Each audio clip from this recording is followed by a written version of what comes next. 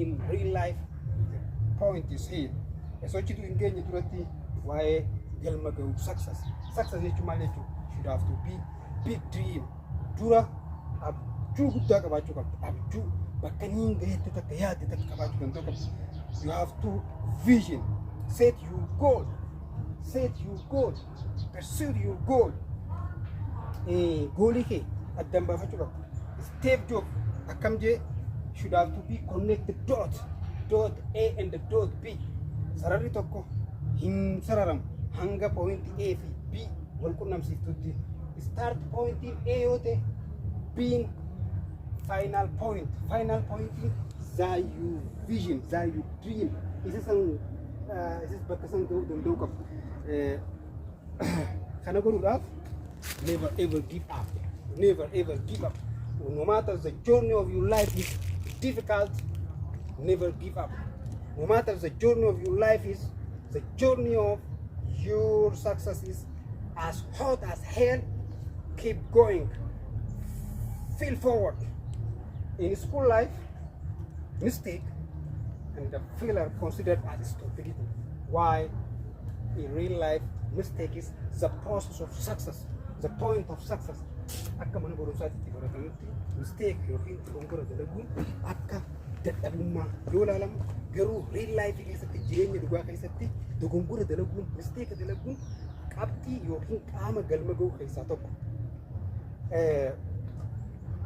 Thomas Edison yeroo kun takka kufe I am success because of my 1,000 mistake, because of 1,000 mistake. Dogongora kuma takka waan hin dalageef jechaan galma ga'ee galma ga'uu kan dandeessu yoo dogongora hedduu dalageeti. Why galma ga'uu dogongora dalaguudha. What success? From calculation of failure, mistake, then calculate your mistake and the failure be success. Never ever give up. Galma ga'uu jechuun dogongora ida'uu ballee kufaati. Ergas booda galma geessa. The frequency you be failure, the fast success will become. Irrede deebi'insaan kufuun akkati saffisaan galma geessu godhu. Kanaafuu kufaatii sodaachuu dhabuudha. Inni itti aanu waa'ee mindset. Tokkoon keessan barattoota keenya galma ga'uu yookiin tujjaaruu ni feetanii tujjaaruu ni feena yoo jettu taate adda wantoota adda baafachuu dandeessu jechuudha. Should have to be understand personal prosperity and national prosperity. Namoni rich mindset and the poor mindset jenne bakka lamatti qofa. Poor mindset is always focus on shine object.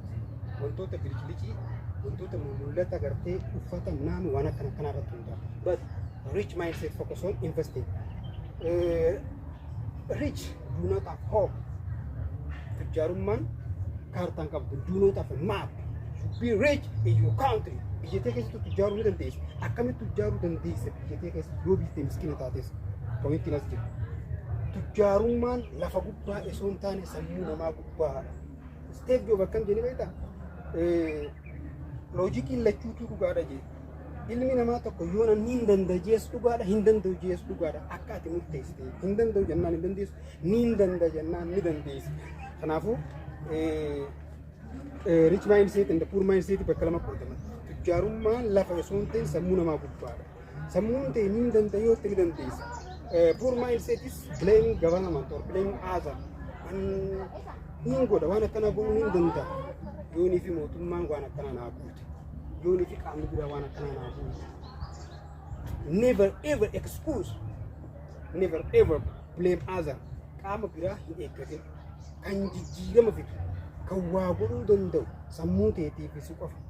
Dogongora dalagi. Dogongora keetirraa baradhu. Learn from your failure and your mistake.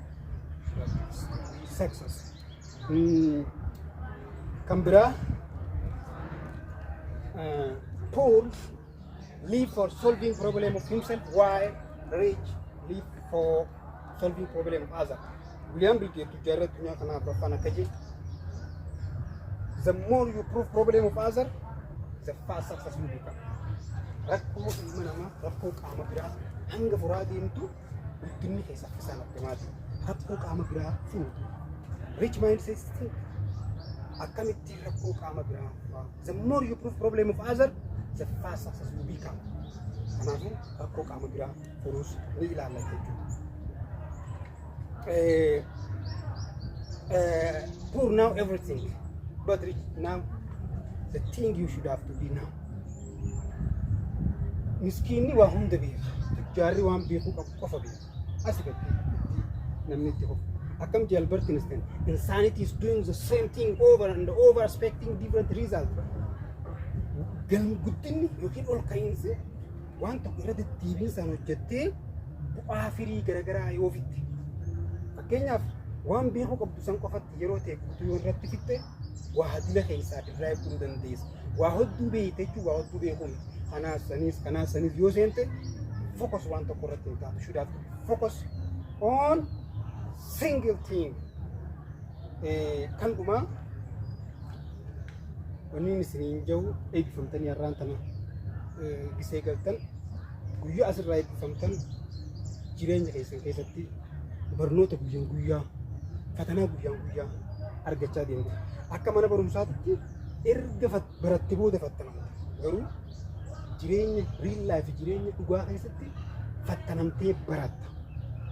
Kanaafuu barnoonni kan bakka takkatti baratanii barnoota akka bishaanii fudhatu. Bishaan yoo bishaan baartee bakka takka dhuyteen fiddu. Hanga si dandeessu litira dandeessu guyyaa guyyaan dhugaa deemtu. Barnoota jechuun kan guyyaa guyyaan argachaa deemtu jechuudha. Guyyaa guyyaan hanga si barbaachisu. Akkoo guyyaa irraan ta'u dhufte sanirraa barachaa mistee guyyaa irraa dhufirraa barachaa waan deemtuuf barnoota keessan eegasii baatanis akka hin dhiifne isin dhaama. Barnoota jechuun kan rakkoo irraa baratu kan hojii irraa baratu isin jaa. Late. Goodbye.